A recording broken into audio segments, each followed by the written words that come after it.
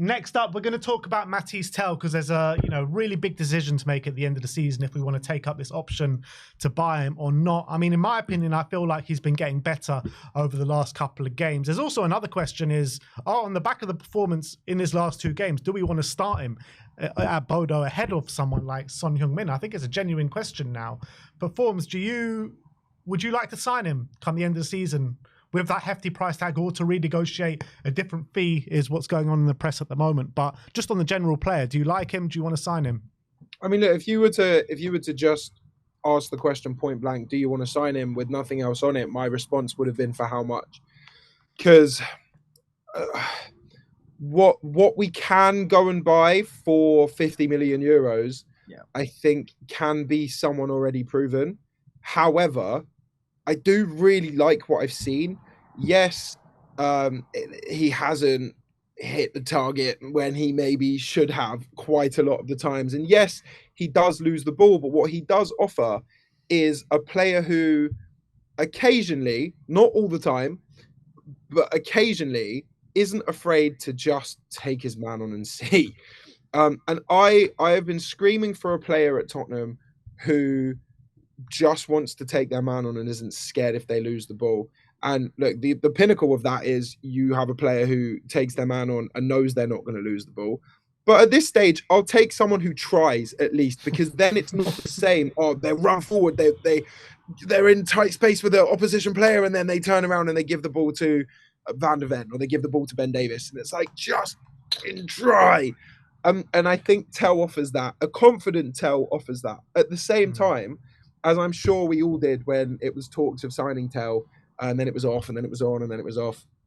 We watched a bunch of videos of Tel playing and a bunch of like German analysts talking about Tel, and a lot of them were saying, to start Tel, you're not going to see the best Tel, and the highlights, the highlight reels and everything that we see of Tel, or that I was watching, was 70 minutes, 75 minutes, 65 minutes. Was later on, when the other team were a little bit more tired, he can come on and then he can kind of bully those players and get into spaces with fresher legs.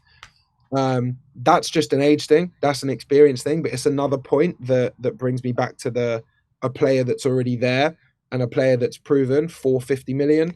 If we can do what we do and get a lovely deal, then fine. I would love to see him as a permanent Tottenham player.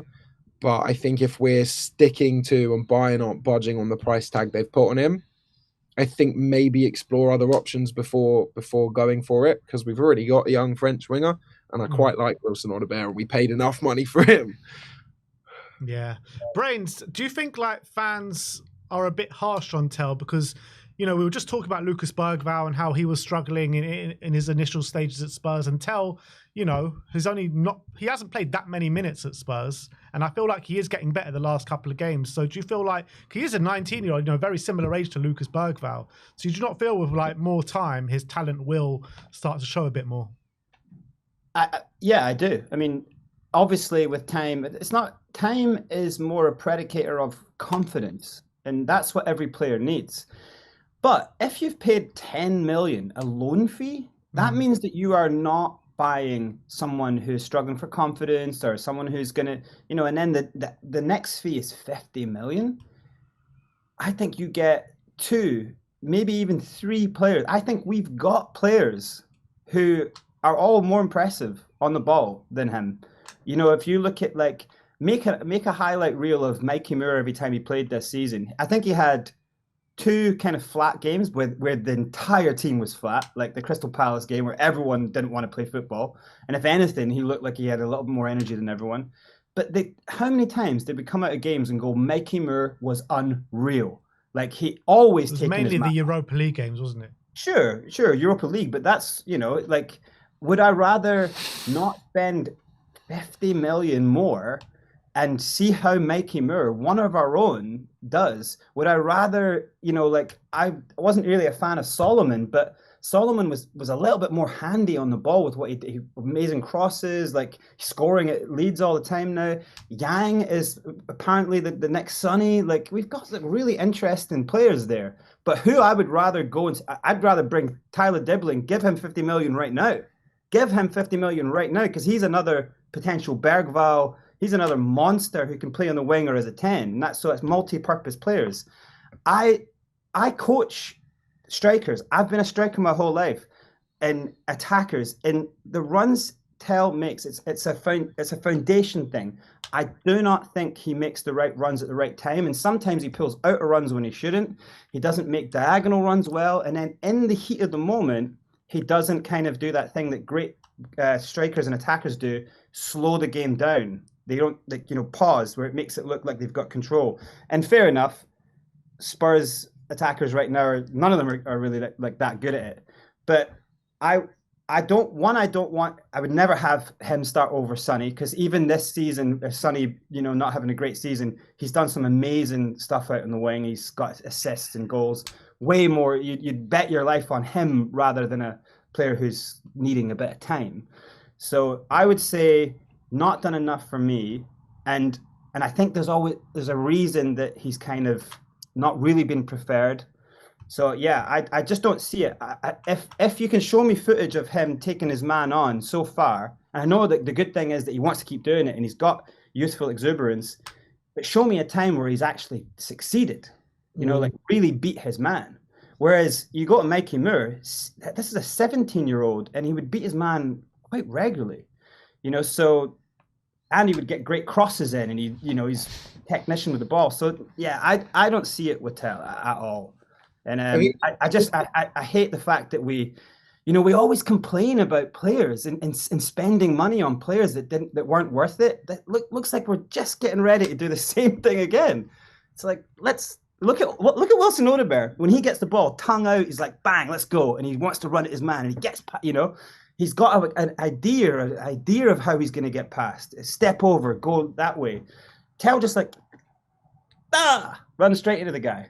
So he doesn't have an idea yet of how to play there, and I don't think he thinks of himself as a winger. I think he thinks of himself as a striker. He doesn't make striker runs when he's in there. So yeah, I don't really see it. As a player, I don't see it. I think that the difference between Moore and Tel is that Mikey Moore, there wasn't any pressure on him whatsoever, in the sense of he just was so desperate to prove himself and just show his fearlessness playing for the club that he loves. And so when he got given the chance, he was like, yeah, cool. There's no pressure on me. I'm just going to show everyone what I can do. And he did it, and he did it so well. And I think the difference between that and Tel is that Tel came from a ginormous mammoth club in Bayern Munich, who turned around and went, yeah, no, we don't want you anymore, which has got to just kill someone's confidence, especially someone who was regularly making the team for a while as a teenager. And then just went, oh, okay, you don't want me anymore. Oh, I've got to go now play for Tottenham, who are in the bottom half of the Premier League. Oh, okay, well, yeah. And then was like, okay, now there's even more pressure on me to just go and try and revive my career, and I'm desperate to go back to Bayern if that was the case, or I'm desperate to just do something to get myself back up to the absolute. Whereas Mikey Moore is academy and still is playing with the academy. So I think that's the massive difference in the mentality and the pressure. I don't think it's comparable if you look at the players technically head to head, because I don't think I've seen enough of Moore, and I don't think I've seen enough of Tel to compare the two. I think they've both got something about them. I just think that we look at Mikey Moore in a different way because A, he's one of our own, and B, there was no pressure on him. It was like, okay, you're a kid, you're from the academy, you're one of ours. Just do your thing, and that's where the excitement comes from. But yeah, if I completely agree though, if it's going to be a case of do we sign Tel for the 50 or do we keep Mikey Moore? Mikey Moore 100%. A, because I think he's fantastic. B, because I think he's one of our own. It'd be incredible to see, but also I think it then gives the other youngsters someone else to then look up to. Kane's got, so it's like, okay, everyone's looking up and trying to be the next Harry Kane, but there might be a long time between the next Harry Kane and then the next academy player. If that can be Mikey Moore, then I'd absolutely love that. And then also going back to the point of Tel needs time, and let's just buy him, and he needs. I'm sick of buying time. I want to buy a player and spend that much money on someone who we know okay, cool, everyone has an adaptation period at a club, but I don't want that to be a year or two. I want that to be a month or two. So I'm not happy spending 50 million on time. So yeah, no, you've actually convinced me that if it's 50 M's, then let's look for someone else. And it also does worry me a bit, because you cast your mind back when we sold Kane to Bayern, we tried to get Tel in the deal for Harry Kane back then. And Bayern were like, nah, this guy's special, this guy's staying, this guy's the future of Bayern Munich. Then you fast forward a year and they can't get rid of him quick enough. They're basically trying to ship him out the door as fast as possible. And something's just a bit fishy about that. Like, why are Bayern so desperate to get a guy who basically they were like, there was no chance he was leaving Bayern a year before that? Why are they so fast to get him out the door? Who knows? But big clubs make bad decisions. We've seen it with a lot of players. Look at Odegaard. Madrid couldn't get rid of him quick enough to Arsenal, and when he was on loan at Sociedad as well. And like, they make bad mistakes. But what I'm saying is the decision a year ago, well, when we tried to sell Kane, what was it, 2 years ago now? They were like, under no circumstances Tel is leaving this football club because he's the future of this football club. What has changed in that year and a half that has made them be like, let's get him out the door as soon as possible? I couldn't tell you. Maybe Company, look, they got a new manager in. Company doesn't fancy him for one reason or another, and maybe their mistake could be our gain, or maybe he just doesn't fit how Bayern want to play for one reason or other. I don't know the ins and outs of what's going on between him and Bayern and Company. Apparently Company just doesn't like him, doesn't fancy him, doesn't see a future for him in Bayern. I don't know. Maybe it's because he sees him as not being good enough. Maybe that is the case. And if that's the case, that's fine. Doesn't mean he isn't good enough just because that's his assessment of the player. Doesn't mean that assessment is right, but it could be right. Doesn't mean it's wrong either. But I would say I definitely see a player who's definitely been improving. You got to remember, we're judging him on what we've seen, and that's fair enough because that's what we've got to go on. But when he first came into the team, we threw him in up front at Anfield in the semi-final when the team had been decimated with injury and a team completely low on confidence. Where Solanke had been injured, Richarlison had been injured. Villa Park as well. He played up front. Did end up scoring a goal, but he again struggled in under very difficult circumstances, having not played a lot this season at Bayern. He's then thrust into a position maybe he shouldn't really have played in, which was up front, when he's playing up against big, strong centre backs like Van Dijk and Pau Torres and Mings or whoever it was. And yes, he was struggling, don't get me wrong, but he's also a 19-year-old kid with a player with potential being thrust into this situation with a team who are not really winning games. We're not playing that well. It's a team very low on confidence, and he was struggling for the early parts. And I think now in the last few weeks, since he had to come out of the team for a bit, he's had cameos and things like that. But now, since he started to play a bit more regularly on the left wing, we're seeing a lot better. He obviously scored at Wolves. He came on against Hampton, got a penalty. I thought he played pretty good against Nottingham Forest as well. So I think we're starting to see Frankfurt. He did quite well. So I think we're starting to see a lot better Tel, a more confident Tel, and a Tel who's growing. But the reality is, if we were to make a decision tomorrow, I would agree, probably haven't seen enough to suggest is 50 million a bit too much. I saw someone in the comments who made a good point. Someone like Doué cost a similar amount, and look at what he's doing at PSG. And that's the kind of standard you got to hold him up to. But obviously, we've got 5 more Premier League games, we've got a few more Europa League games to go, so we've got to make that judgment. But we've seen what he can do. We've seen him improve at this club in the small amount of time that we've seen him, and I really do believe there's a player with really, really high class potential there. I think you can see it once he gets going. He's extremely difficult to stop, and I think he's got really great ability when he cuts inside to shoot into that far corner. I think we haven't seen the best of that just yet, but I think we're starting to see more and more of him getting those shots off, getting that separation. I would also like the idea of course, him and Odegaard play together at international level. I like the idea of them playing together at club level as well and getting that connection together. I thought we saw glimpses of it against Forest on Monday night, and I think that's a connection that's only going to grow. And I think at the moment I'll definitely try and renegotiate that deal for sure. I think 50 million. How much did you pay for him, Sim? I think 35 to 40, something in that mark. I would still pay that much. I think, look, you got to remember, as much as yes, we could have got someone like Doué for 50 million. We also paid 50 for someone like Brendan Johnson, like 50. Yeah, but don't base it on our bad decisions. I know, but I'm saying 50 million is no guarantee of like a great player in this day and age. You know what I mean? Or 35 million like that for all like 35 million for someone or 40 million for someone like Tel could also be a fantastic deal because he's still very young and he's got a lot of potential. It could turn out to be a bargain. It really could. Wouldn't your argument for backing up Ange Postecoglou, because one of the arguments is he's had 430 million thrown at him, right? Now, if I was him, I would argue, yeah, but for who? Like, who have you bought? Who have you bought me? And this would be another one. What, you're going to go pay that amount of money for this? Like, who are you buying me? Are we giving managers quality enough? Like, and once, you go ahead, and I totally agree, go ahead and get generational talents who are proving it. Go ahead and get Gray, because I think he is a future type of captain type thing. He's shown enough right now. Bergvall looks unreal, super cheap, and Vlaskovic coming in. So there's on one hand like an incredible drive for really top talents and that we're enjoying seeing, and then also some coming through the academy. So you're okay. Let's keep them close, but then go and spend 50 to 60 million on seasoned veterans, and they can be 27, 25, but it's people who play in the Prem or in top leagues who play every week, who can control the game. Like, that's who we need to go and get, who you should spend money on. I just don't see, with the attacking players that we have brought in and the money that we have wasted, that you go and make the same high poundage mistake. Because you just give managers an easy out of going, yeah, they threw 430 million at me, but look who they bought. And if I was Ange, that's what I'd be saying. I'd be, look who you bought. But that's the whole problem. That's the whole problem at this football club, Brains. That's the whole problem, because the only ready-made talent that we bring in is players that are not commanding those high wages that the players of the caliber that you want through the door. Yeah. That's the problem. So that's why we're going for younger talent that can potentially go, morph themselves in to those kind of players, because we're not ready. We don't want to spend those wages on those kind of players.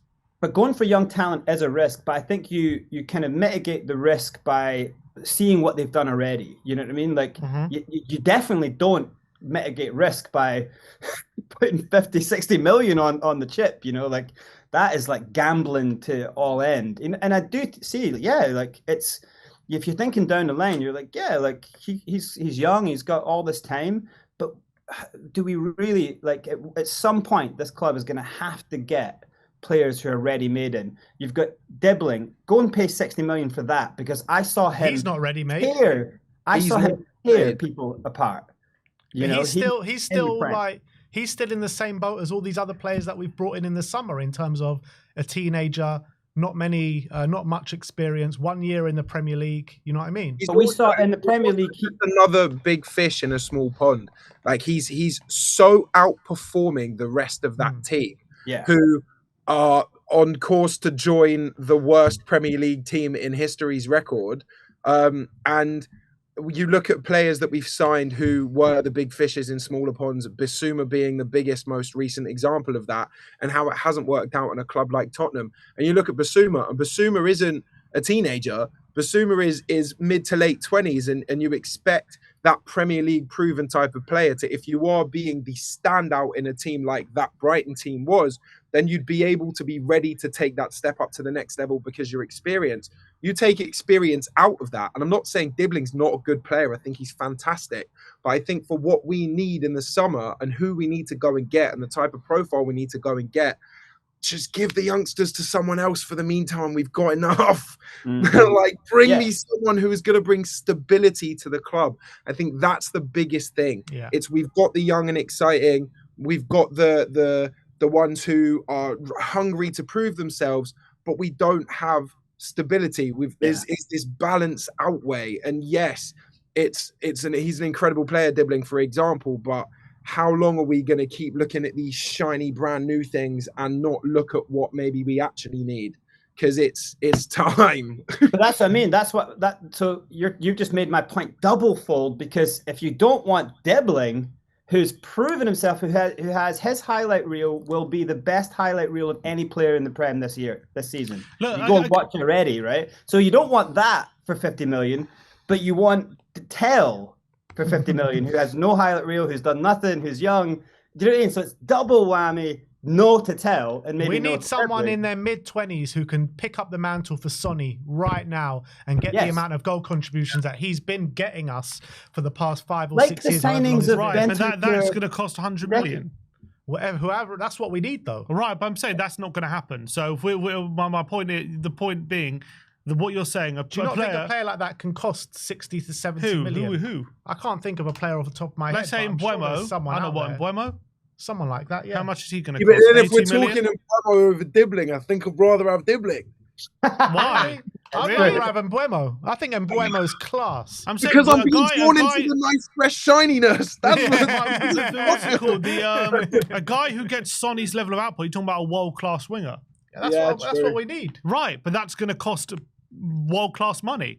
And that's what we need to be spending. But that's not going to happen. But it should be happening. Okay, but the point is, if that But we're spending world-class money on a teenager then. But it's not world-class money in this day and age. We're talking about if we were talking about spending big money on you're talking about bringing a player who's got proven Sonny kind of numbers. Yeah, that's going to cost a massive number. Any position, not like say necessarily. Rafael Leao or so. Even he doesn't have Sonny numbers, but let's say it's Rafael Leao. He's going to cost 80 million, 100, like whatever. Tottenham aren't going to do that. We're not going to do that. Yeah, but so then you look at Spurs compared to all the other. I'm going to include us in the next words that I'm saying, but you look at Spurs compared to all the other big hitters in the Premier League, and you look at Villa, you look at Forest, you look at even Arsenal, who have spent like big money maybe recently, but they like world class money isn't world class money to clubs like anyone that isn't Chelsea, United, PSG, Newcastle now. World-class money is only world-class money when you look at the 150 to 200 million pound signings, and the only clubs that are making that are the world beaters. So I guess 50, 60, 70 million for the clubs in the tier below that is world-class money because it's record signing fees for clubs like that. So I don't think looking at a player who's got a 50, 60 million pound price tag and just like going, okay, well, it's not like they can't be world class if they've only got a 60 million. The likes of Madrid and PSG and United and Chelsea, they've all kind of ruined what world class money is for players, and that's what's completely thrown the market. Which is why you end up spending 60 million on a Richarlison, but only 40 million on a striker who's got a much better output. Or is more consistent or doesn't get injured as much, if you get what I mean. Like there's this whole confusion about what a lot of money for a player is. No, that's fair. My point being is not. My point isn't that you can't get a player of 50 million that can match on his output. My point being is what we're suggesting is we need to find a player who's in his mid-20s who's had proven goal scoring seasons like Sonny has. That I don't think you can get 50 million. Now, could you get a player who Kavisha Kvaratskhelia just went for 60 million to PSG? I mean, and we turned him down for 15.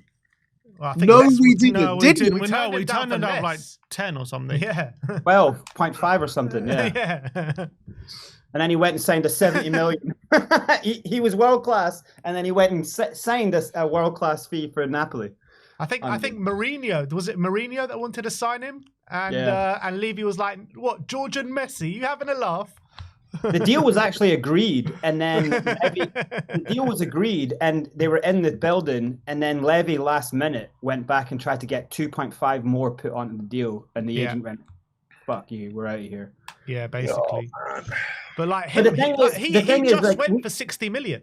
Wasn't it Waffles 80 million, wasn't it? And he's tearing it up in the Champions League. He's class. Kavisha's unbelievable. I love Kavisha. But 70 million euros, 60 million pounds. But guys, we do spend world-class money. We just spend it on the wrong people. Brennan Johnson, Richarlison, Solanke, that's world-class money right there. And we're spending it on people who were always risks. It wasn't like a whole fan base was going, oh God, I'd love that guy. You know, it was like half of them were going, they were already debatable. Yeah, but how much is his wages?